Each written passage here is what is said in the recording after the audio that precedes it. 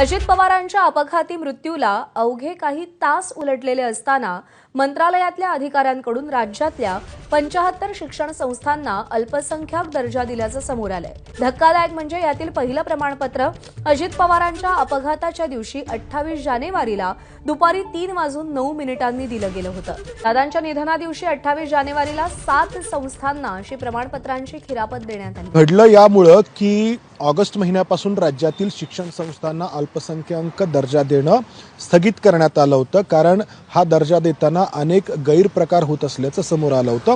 अनेक संस्था हे अल्पसंख्याक प्रमाणपत्र मिळवण्याचा यासाठी प्रयत्न करतात, कारण एकदा का अल्पसंख्याक हा दर्जा तुम्हाला मिळाला की अनेक नियम आणि अटींमधून तुम्ही मुक्त होता। RTIचा कायदा तुम्हाला लागू होत नाही।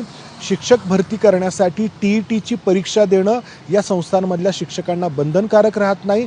त्याचबरोबर या संस्था त्यांना पाहिजे तसे प्रवेश विद्यार्थ्यांचे भरून घेऊ शकतात, विद्यार्थ्यांना पाहिजे तसे प्रवेश देऊ शकतात। अल्पसंख्याक म्हणून खूप मोठ्या प्रमाणामध्ये अनुदान या संस्थांना मिळू शकतं आणि या सगळ्यामुळे या संस्था मंत्रालयामध्ये पैसे चारून अल्पसंख्याक प्रमाणपत्र मिळवण्याचा प्रयत्न करत होते आणि म्हणूनच ऑगस्ट महिन्यामध्ये याला स्थगिती देण्यात आली होती, जेव्हा या खात्याचे मंत्री होते माणिकराव कोकाटे।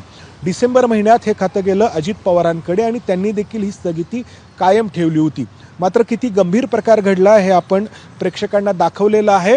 आता प्रश्न आहे तो म्हणजे कारवाईचा, यावरती कारवाई काय होते याचा। कारण एकीकडे अजित पवारांचा अपघाती मृत्यू होऊन काही तास उलटलेले असताना ही प्रमाणपत्र देणं अल्पसंख्याक आणि औकाफ विभागाकडून सुरू होतं। हे प्रमाणपत्र देणं हे यासाठी एक टेक्निकल टीम असते आणि या टेक्निकल टीमकडून लॉग इन करावं लागतं त्यांच्या सिस्टीममध्ये आणि त्यानंतर डिजिटल स्वरूपामध्ये ही प्रमाणपत्र दिली जातात। ही माहिती बाहेर पडू शकते हे लक्षात आल्यानंतर 13 फेब्रुवारीला लॉग इन ID आणि पासवर्ड बदलण्यात आलाय। प्रकार एवढा गंभीर आहे, हा समोर आलेला आहे, तर कारवाई कोणाकोणावर होऊ शकते? या संपूर्ण प्रोसिजरमध्ये कोण कोण इन्व्हॉल्व होतं आणि शिक्षण संस्थांवरती काय कारवाई होऊ शकते? चौकशी समिती नेमली तर त्या चौकशी समितीचा भाग आहे।